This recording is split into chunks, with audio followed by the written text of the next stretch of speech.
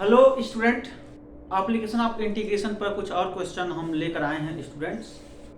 तो देखो one by one करके सॉल्व कर रहे हैं क्वेश्चन को। Find the area of region bounded by x square is equal to 4y, y equal to 2, y equal to 4 and the y axis in the first quadrant. ठीक है, सबसे पहले हम ये जो कर्व है ना, जिस कर्व से बाउंडेड रीजन साइडेड होता है, मतलब जिस कर्व से रीजन बाउंडेड होता है उसी बाउंडेड रीजन का एरिया कैलकुलेट करना है। तो हम क्या करेंगे, ये जो बाउंडेड ये जो कर्व है x square is equal to 4y parabola, y equal to 2 straight line, y equal to 4 this is also straight line, ये स्ट्रेट लाइन, ये भी स्ट्रेट लाइन और ये पैराबोला है। इन कर्व से जो रीजन बाउंड हो रहा है उसको हम एक्स वाई प्लेन में ट्रेस कर लें। ठीक है, उसके बाद हम एरिया कैलकुलेट कर लेंगे। चलिए किया जाए, यही काम करते हैं इसमें, और लगभग ये हर एक क्वेश्चन में ऐसे ही करते हैं स्टूडेंट्स। एक्स एक्सिस ये आपका है, वाई एक्सिस ये ओरिजिन।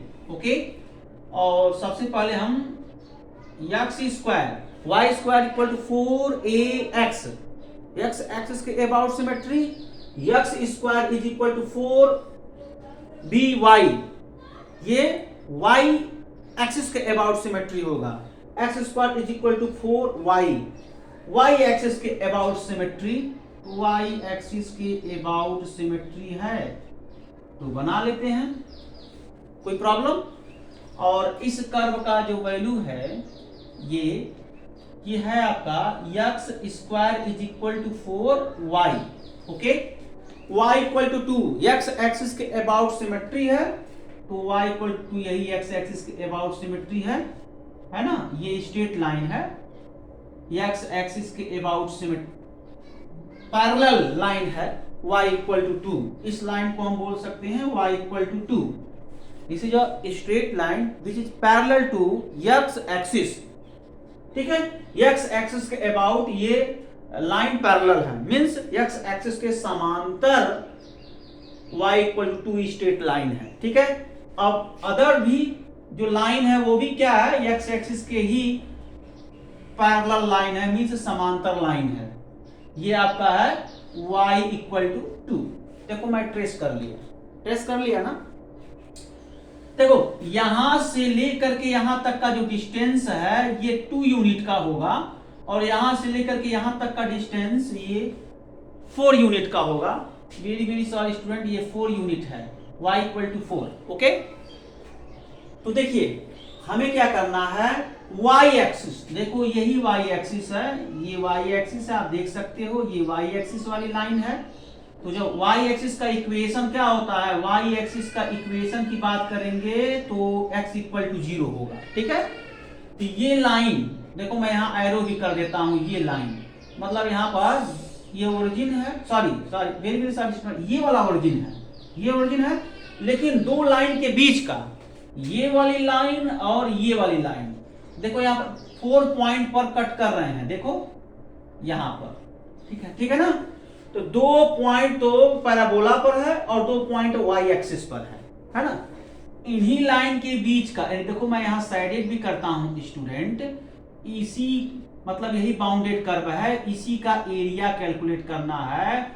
यहां पर देखो, अगर देखा जाए एरिया ना, तो y एक्सिस के सिमेट्री है, ये वाला पोर्शन भी तो है, लेकिन इसका नहीं कैलकुलेट करना है। यहां पर देखो रिस्ट्रिक्ट कर दिया है y axis in the first quadrant. अगर first quadrant not a question में, तब ये वाला भी कैलकुलेट करना पड़ता, मतलब ये जितना भी इसका एरिया है उसका ट्वाइस टाइम करना पड़ता, मतलब 2 का गुणा करना पड़ता। बट स्टूडेंट यहां पर रिस्ट्रिक्ट कर दिया है कि फर्स्ट क्वाड्रेंट में x square equal to 4y, y equal to 2, y equal to 4, first quadrant में जो बाउंडेड रीजन है उसी का एरिया कैलकुलेट कीजिए y एक्सिस को इनक्लोज्ड करते हुए। देखो ये y एक्सिस है, इसको इनक्लोज्ड किया, इनक्लोज मतलब y को टच करता हुआ, देख सकते हो पूरा ये बाउंडेड रीजन y को टच कर रहा है, इसी बाउंडेड रीजन का एरिया कैलकुलेट करना है। ठीक है ना, अब देखो मुझे रेक्टेंगुलर स्ट्रिप ड्रॉ करना है, तो मैक्सिमम लोग क्या करेंगे ना, रेक्टेंगुलर स्ट्रिप ऐसे खड़ा ड्रॉ करेंगे, मतलब ऐसा नहीं तो रंग हो जाएगा। हमेशा रेक्टेंगुलर स्ट्रिप बेस पर ड्रॉ करते हैं, बेस और कर्व, मतलब रेक्टेंगुलर स्ट्रिप का बेस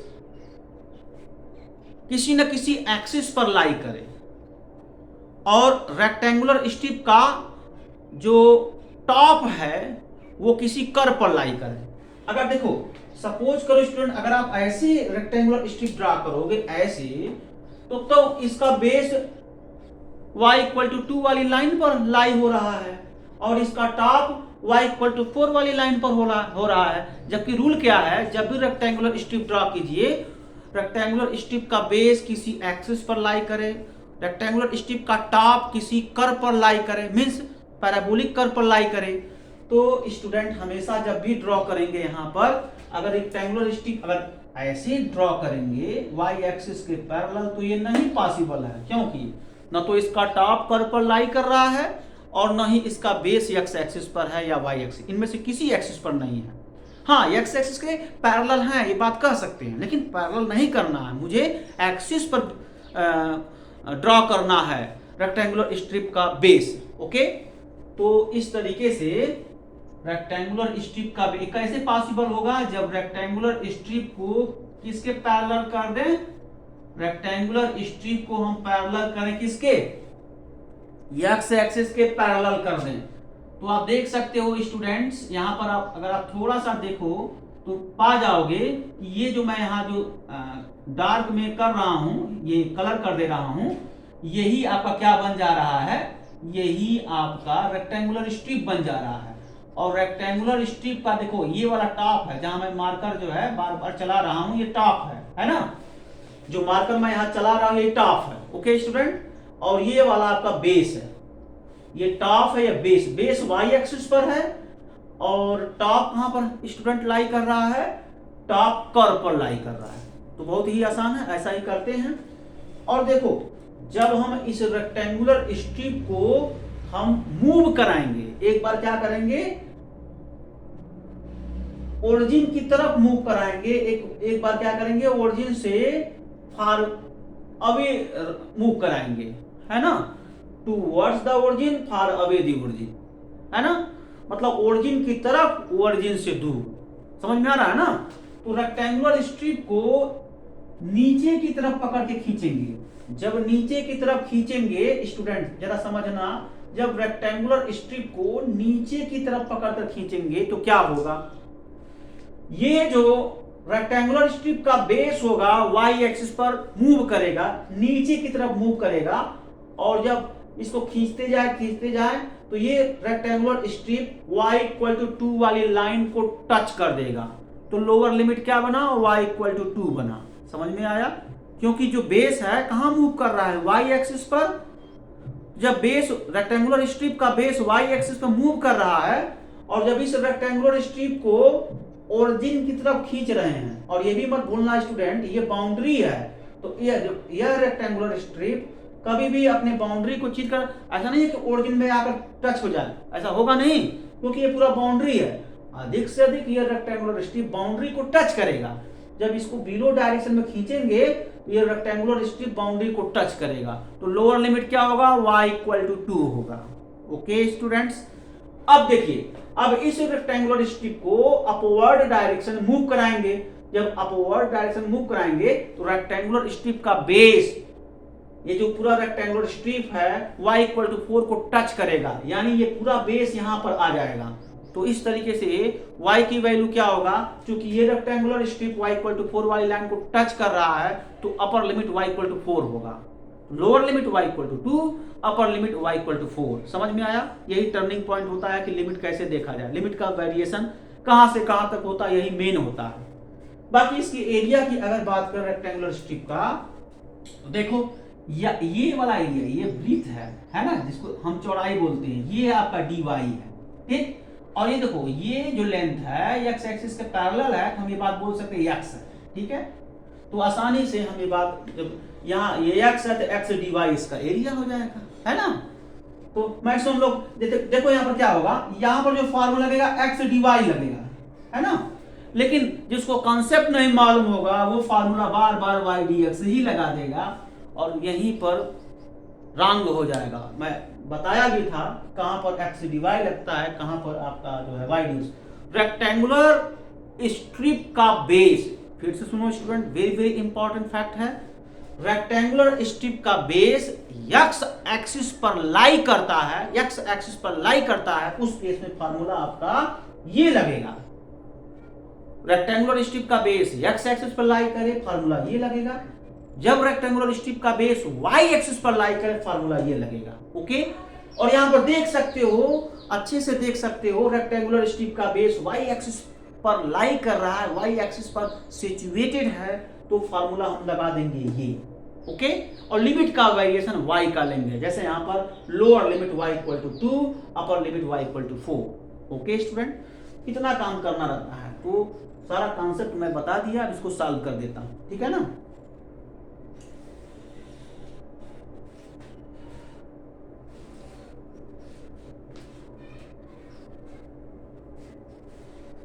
अब यहां पर जो कर्व बाउंडेड है ना, इसको आप बाउंडेड कर दो P Q R S, यानी हम क्या बोलेंगे सॉल्यूशन में,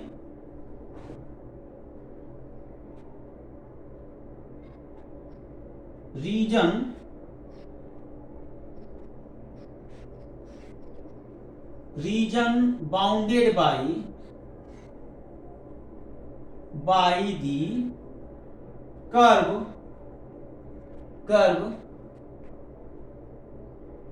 x square is equal to 4y, y equal to 2, y equal to 4।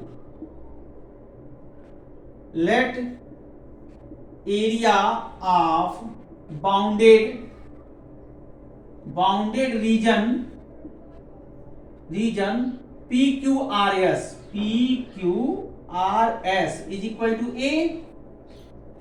A is equal to इस रेक्टेंगुलर स्ट्रिप का एरिया क्या होगा, x dy, इंटीग्रेट कर देंगे, और लिमिट के बारे में पहले बताए थे, y equal to 2 lower limit, y equal to 4 upper limit, है ना students.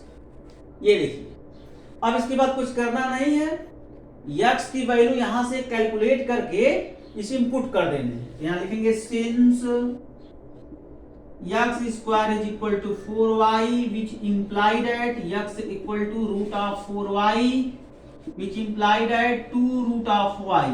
Okay, 2 root of y। अब यही वैल्यू x का जो वैल्यू है यहां पर पुट कर दीजिए, तो एरिया इक्वल टू क्या होगा, integration y equal to 2, y equal to 4, lower limit 2, upper limit x की value 2 root of y dy। अब इसको सॉल्व कीजिए, 2 कांस्टेंट है, इंटीग्रेंट से आउटसाइड रखिए, integration lower limit 2y equal to 2, upper limit 2y equal to 4, root of y means y to the power 1/2 dy।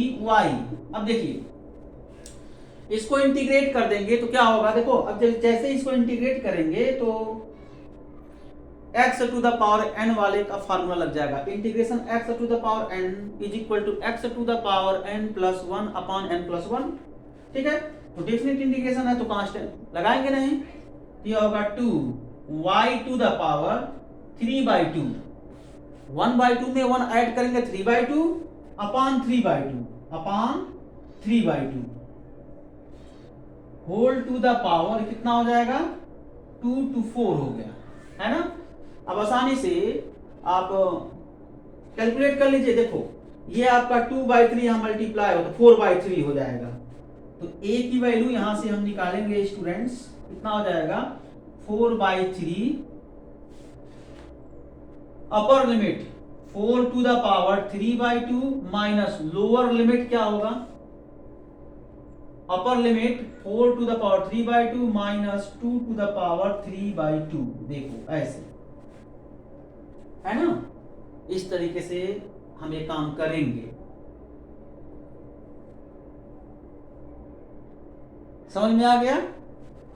और students यहाँ आप सॉल्व कर सकते हैं, 2 का स्क्वायर कर लीजिए तो 2 से 2 कैंसिल, 2 क्यूब 8 हो जाएगा, a इक्वल टू 4/3 8 माइनस, और यहां से देखिए ये 2 टू द पावर यहां लिख सकते हैं 2 टू द पावर 1/2,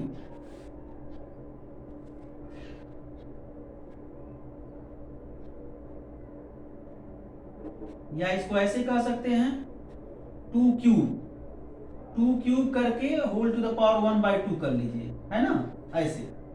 देखिए ये हो गया 4/3 8 माइनस 8 टू द पावर 1/2 हो गया, 8 टू द पावर 1/2, है ना। ये देखिए इस तरीके से है। चाहो तो ये आंसर छोड़ दो, और क्या, आप ऐसे भी कर सकते हो, 8 बहुत कर सकते हो, इसको ऐसे साल 4/3 इंटू 8 टू द पावर 1/2, ये हो गया 8 टू द पावर 1/2 माइनस 1 हो गया। और जब इसको मल्टीप्लाई करेंगे एवं स्टेप आ जाएगा, ये स्क्वायर यूनिट हो गया। और भी आप बढ़ाना चाहते हो 8 का स्क्वायर रूट लेकर के आप कैलकुलेशन कर सकते हो, ये आपका स्क्वायर यूनिट हो गया,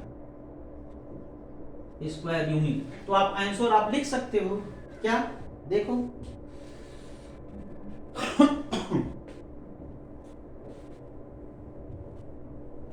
देखिए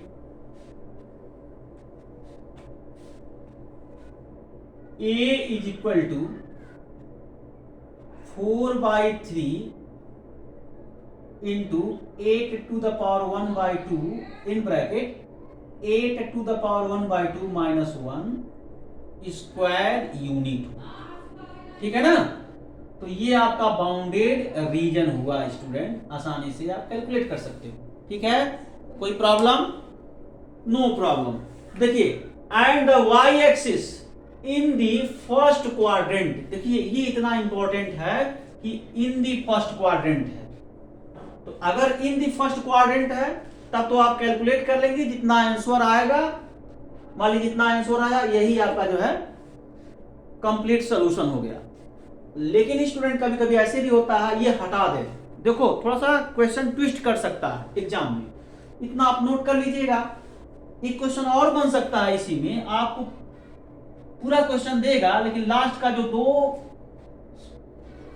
वर्ड है उसको हटा दिया जाए यहां से, ठीक है ना, 2 वर्ड्स हटा दिया गया।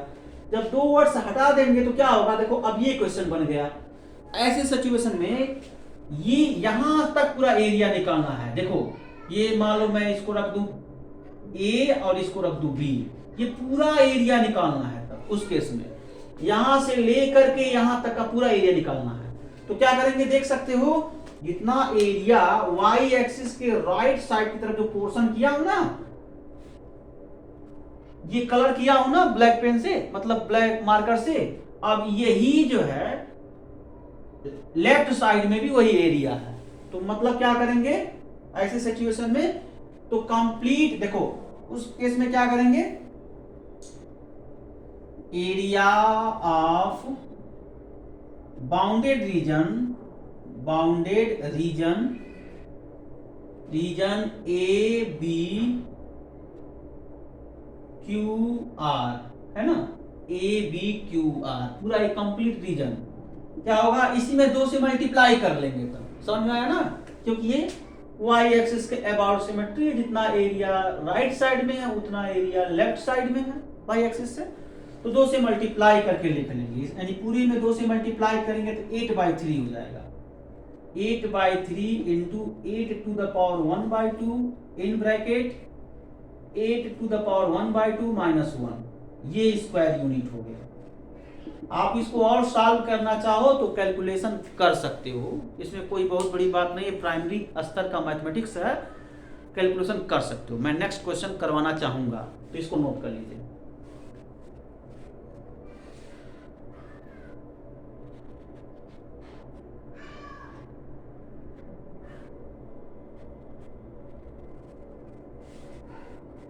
नेक्स्ट क्वेश्चन, इलिप्स का एरिया कैलकुलेट करना है। एनसीईआरटी बुक में इलिप्स के एरिया पर बहुत सारे क्वेश्चन है, लगभग 3 या 4 क्वेश्चन है स्टूडेंट। तो इसको मैं बताऊंगा, बाकी की क्वेश्चन मैं सेंड कर दूंगा। तो जैसे इसको मैं सॉल्व कर रहा हूं ना, सेम टाइप का सलूशन जो मैं क्वेश्चन सेंड करूंगा उसको आप लोगों को सॉल्व करने हैं, ठीक है। तो ये भी कैलकुलेट कर लिएगा, जैसे हम सर्किल का एरिया कैलकुलेट किए थे ना, वैसे ही इलिप्स का एरिया कैलकुलेट करेंगे। फिर मैं आप सभी को बता दूं स्टूडेंट्स कि सर्किल का एरिया जब हम कैलकुलेट किए थे, सर्किल को जब हम एक्स वाई प्लेन में लोकेट किए थे तो बोथ एक्सिस के अबाउट सिमेट्री था, तो सर्किल का 4 सेगमेंट हुआ था, ईच सेगमेंट का एरिया सेम था, तो किसी पर्टिकुलर सेगमेंट का एरिया कैलकुलेट करके 4 से मल्टीप्लाई किए थे। ओके, सिमिलरली वही काम इलिप्स में भी करेंगे। चलो किया जाए। तो आप देख सकते हो इसका स्ट्रक्चर।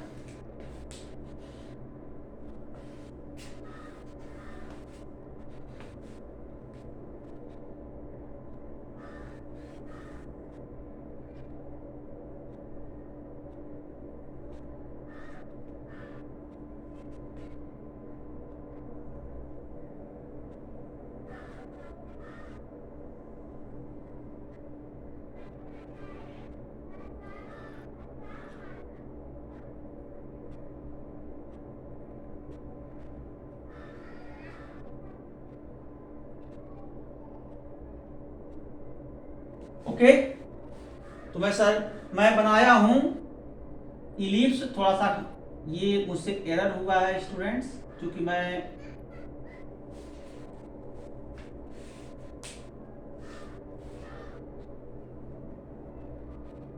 इस मार्कर से बना रहा हूं, ये मार्कर स्लिप कर रहा है ना।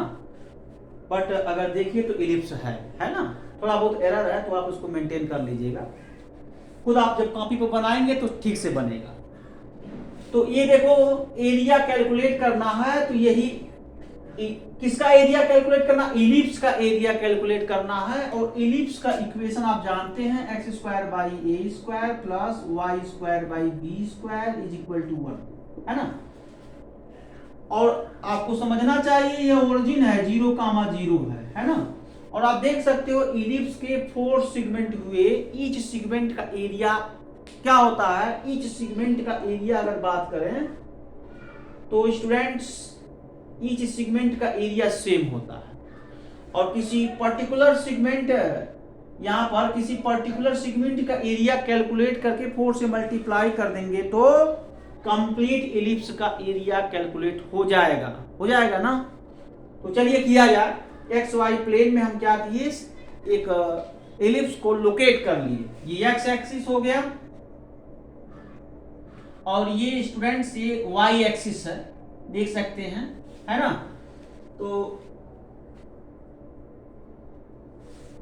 देखिए आपके सामने है, इलिप्स में बना लिया। लेकिन ये equation of circle, sorry students, equation of ellipse, equation of ellipse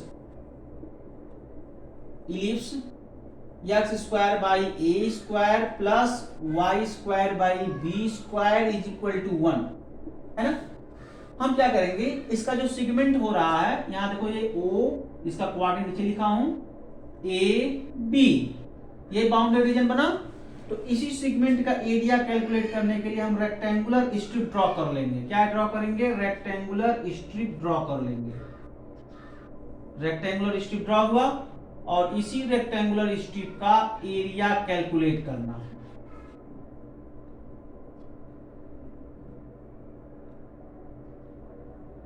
इसी रेक्टेंगुलर स्ट्रिप का स्टूडेंट क्या कैलकुलेट करना है, एरिया कैलकुलेट करना है, ठीक है ना। इसी का एरिया कैलकुलेट करना है। और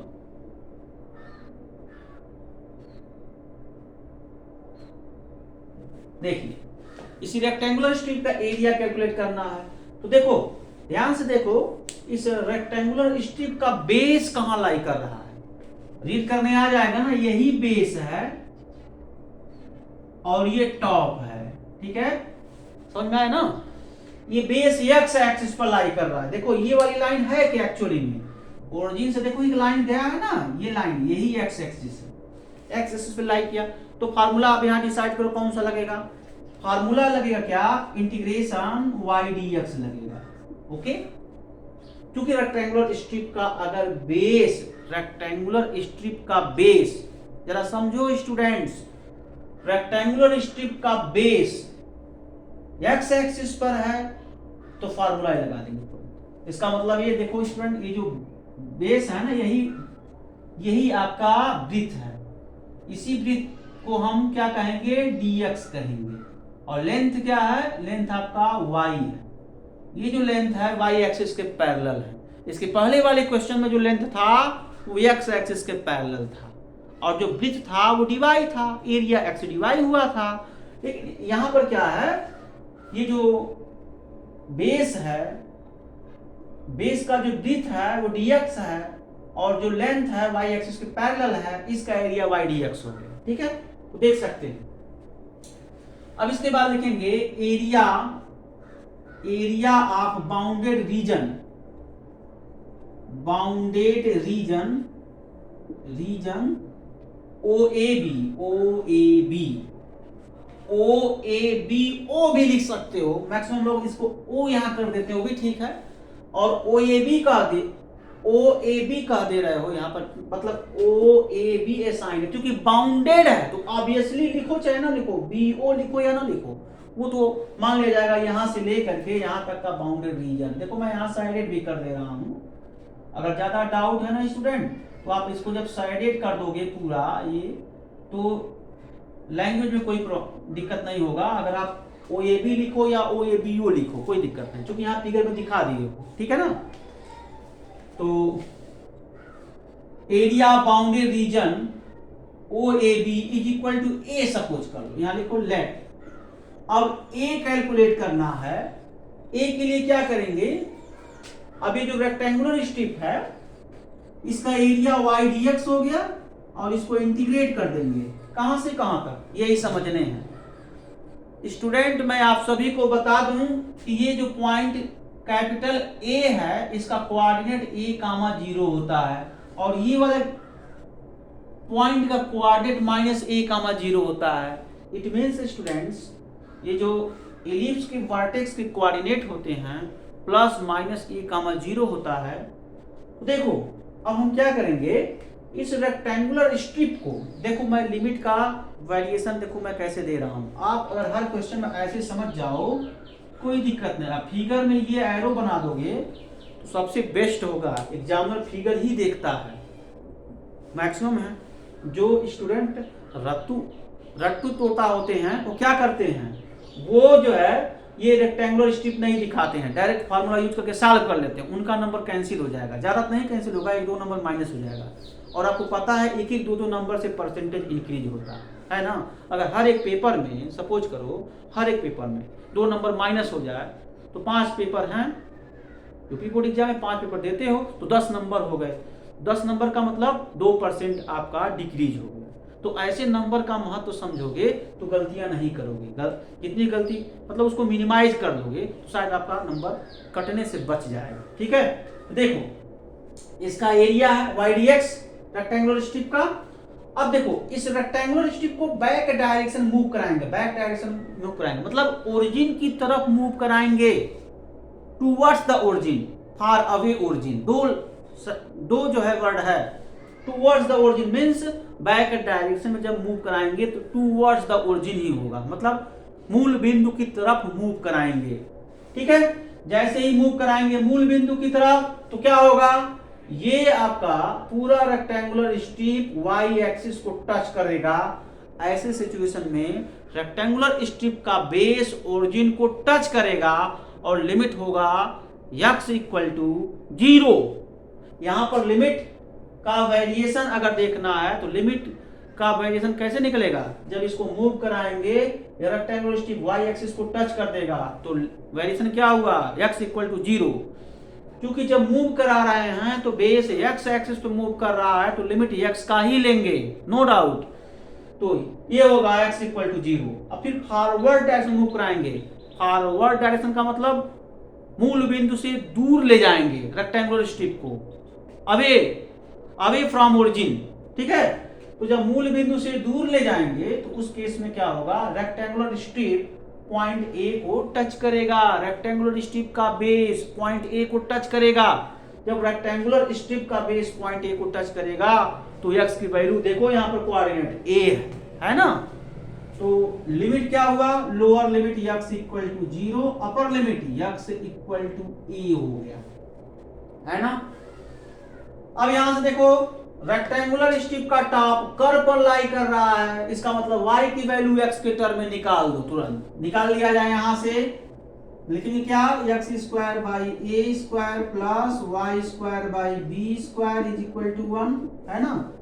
यहां से देखो y square by b square is equal to 1 minus x square by a square.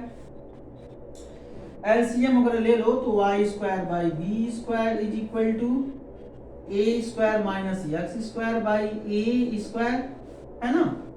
तो देख सकते हो स्टूडेंट ये मल्टीप्लाई हो जाएगा, which imply y equal to, जैसे ही मल्टीप्लाई होगा तो b by a square root of a square minus x square, ठीक है। देखो आप देख सकते हो इतना आएगा, तो y की वैल्यू ये उठाकर रख देंगे, रख करके सॉल्व करेंगे, है ना, कैलकुलेशन। और यही सेम सोल्यूशन मैं 3-4 क्वेश्चन भेजूंगा जो सेम इसी तरीके से आप सॉल्व कर सकते हैं, ठीक है ना। और इसमें से एक क्वेश्चन एलिप्स का आता है, 3-4 क्वेश्चन एनसीईआरटी में, उसमें से हो सकता है एक आ जाए, तो अच्छे से प्रैक्टिस कर लीजिएगा, ठीक। तो आगे बढ़ते हैं स्टूडेंट्स।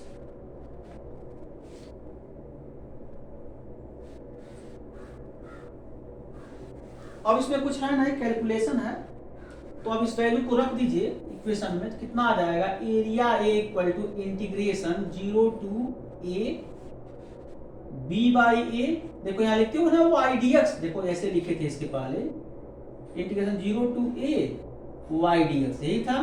तो y की वैल्यू जो निकाले ना यहाँ पर रखेंगे, तो यही स्टेप मैं लिख रहा हूं, तो b by a square root of a square minus x square d x हो गया ना।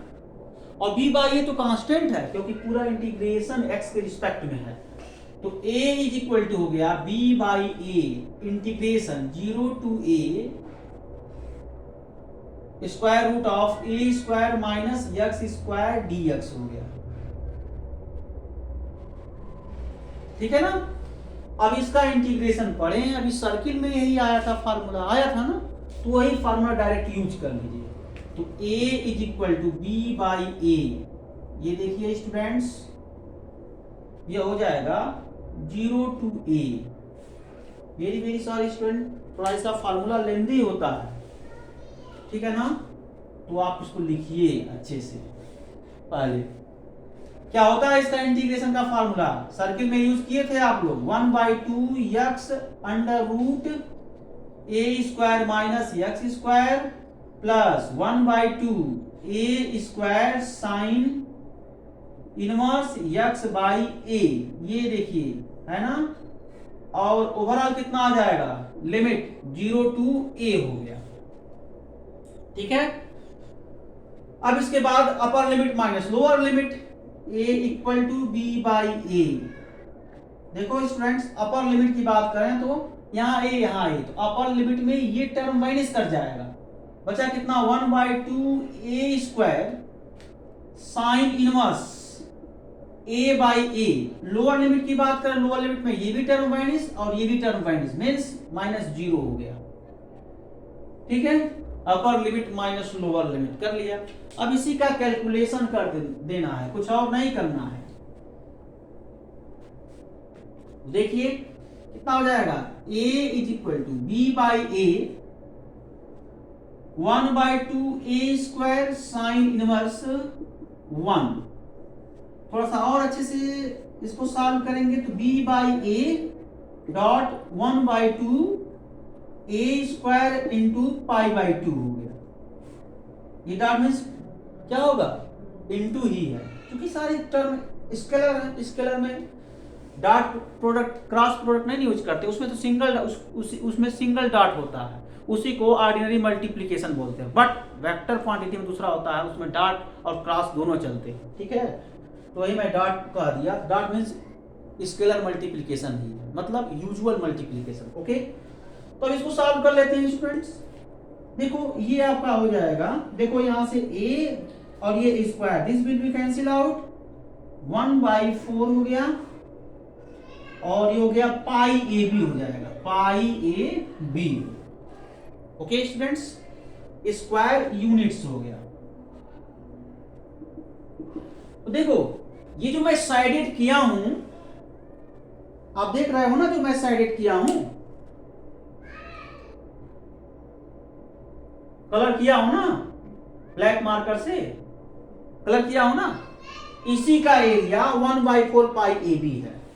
कंप्लीट इलिप्स का एरिया कैलकुलेट करना है तो 4 से मल्टीप्लाई कर देंगे, क्योंकि बोथ एक्सिस के अबाउट सिमेट्री है तो 4 से मल्टीप्लाई करेंगे। इसके पहले वाले क्वेश्चन में क्या था, 2 से मल्टीप्लाई किया था, है ना। उसमें एक क्वेश्चन सॉल्व किए थे, उसमें तो मल्टीप्लाई नहीं किया था। क्यों? क्योंकि उसमें रिस्ट्रिक्ट कर दिया था कि फर्स्ट क्वाड्रेंट में बाउंडेड रीजन कैलकुलेट करना है। तो उसमें जो पूरा कंप्लीट बाउंडेड रीजन देख रहे थे, एक फर्स्ट क्वाड्रेंट में आ रहा था और एक सेकंड क्वाड्रेंट में आ रहा था, तो मुझे फर्स्ट का निकालना था, तो मल्टीप्लाई नहीं किए थे 2 से। लेकिन जब उसमें हटा दिए, लास्ट में देखेंगे क्वेश्चन थोड़ा बदल दिए, इन दी फर्स्ट क्वाड्रेंट, उस पूरे टर्म को हटा दिए थे, तो जब हम पूरे बाउंडेड रीजन का एरिया कैलकुलेट किए थे, तो उसका रीजन कहां से कहां तक था, फर्स्ट क्वाड्रेंट से लेकर के सेकंड क्वाड्रेंट तक था। तो इसी वजह से, और बीच में क्या था, वाई एक्सिस था, इसी वजह से हम क्या किए थे, 2 से मल्टीप्लाई किए थे, और पूरा जो रीजन था वो वाई एक्सिस के अबाउट सिमेट्री था, तो 2 से मल्टीप्लाई किए थे। बट स्टूडेंट, ये जो बाउंडेड रीजन है बोथ एक्सिस के अबाउट सिमेट्री है, तो एक सेगमेंट का एरिया कैलकुलेट किए, जब 4 से मल्टीप्लाई कर लेंगे तो पूरे इलिप्स का एरिया कैलकुलेट हो जाएगा। इस तरीके से हम ये बात बोल सकते हैं, therefore area of ellipse bracket में लिख सकते हो बाउंडेड रीजन, नहीं लिखना चाहते तो इलिप्स अगर लिख दिए तो बाउंडेड रीजन है ही। कितना हो गया, 4 × 1/4 पाई ए बी, और जब इसको सॉल्व करेंगे 4 से 4 कैंसिल आउट, पाई ए बी स्क्वायर यूनिट। ठीक है, तो इस तरीके से ये कंप्लीट जो है क्या हो गया, सॉल्यूशन हो गया। ये आपका आंसर भी है ना। तो स्टूडेंट्स, आज के लिए बस इतना ही। अभी इस पर 2 लेक्चर और बनाएंगे तो कंप्लीट हर एक क्वेश्चन का सलूशन आप पा जाओगे, मतलब 2 वीडियो और दूंगा, ठीक, तो ये कंप्लीट हो जाएगा। तो इसको नोट करिए, और इसी इलिप्स से रिलेटेड कुछ क्वेश्चन भेज देंगे, आप लोग सॉल्व कर लीजिएगा, ठीक है। Okay student, thank you.